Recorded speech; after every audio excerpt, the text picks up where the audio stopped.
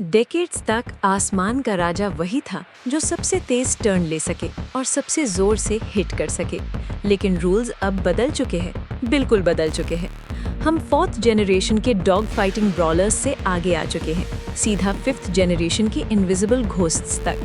हम उन technological leaps को डिकोड करेंगे जो 4th, 5th और 6th जनरेशन जेट्स को अलग करते हैं। Welcome to the future of air supremacy.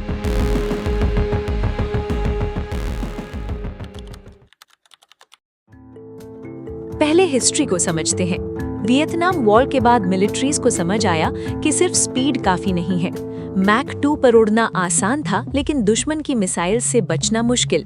यहाँ से जन्म हुआ 4th जनरेशन का 1970 और 80 के दशक का दौर। इस कैटेगरी में दुनिया के सबसे मशहूर नाम आते हैं USA का F-16 फाइटिंग फैल्कन और F-15 ईगल, रशिया का Su-27 और MiG-29, फ्रांस का मिराज 2000। इनकी सबसे बड़ी ताकत थी fly by wire technology. Pilot mechanical cables नहीं बल्कि कंप्यूटर्स के जरिए प्लेन कंट्रोल करने लगा। इसका फायदा क्या?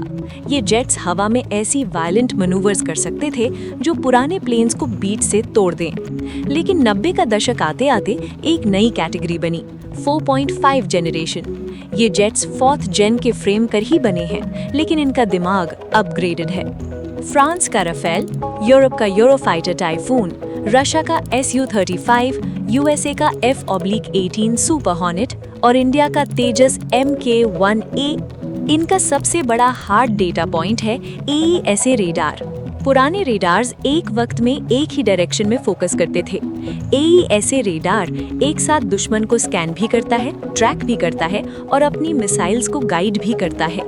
इनमें रिड्यूस्ड रेडार क्रॉस सेक्शन होता है, मतलब ये स्टेल्थ तो नहीं है, लेकिन दुश्मन के रेडार के लिए इन्हें पकड़ना 4th जेन के मुकाबले काफी मुश्किल है।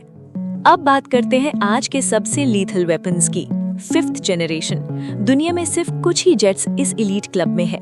USA का F-22 रैप्टर और F-35 लाइटनिंग 2, चाइना का J-20 और रशिया का Su-57। इनकी पहली और सबसे बड़ी कैपेबिलिटी है VLO, यानी वेरी लो ऑब्जर्वेबिलिटी, यानी स्टेल्थ।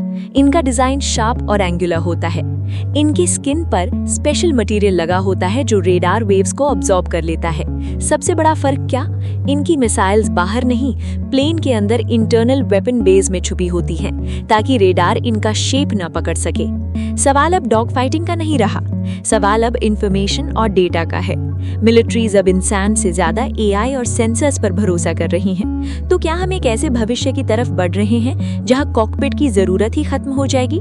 जब कंप्यूटर इंसान से तेज और बेहतर फैसले लेगा, तब शायद पायलट ही उस जेट का सबसे कमजोर हिस्सा बन जाएगा।